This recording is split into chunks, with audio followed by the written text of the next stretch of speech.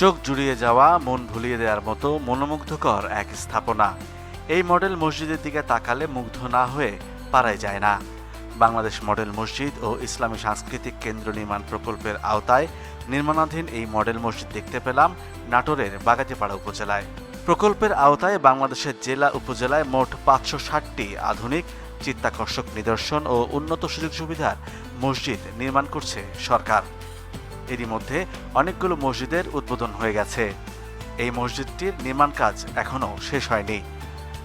Model মসজিদ ও Islamic সাংস্কৃতিক কেন্দ্রে থাকছে নারী ও পুরুষদের জন্য পৃথক অজু ও নামাজ আদায়ের সুবিধা, লাইব্রেরি, গবেষণা ও দ্বীনি দাওয়াত কার্যক্রম, পবিত্র কোরআনে হেফজ, শিশু শিক্ষা, অতিথিশালা, বিদেশি পর্যটকদের আবাসন ও মৃতদেহ গোসলের ব্যবস্থা।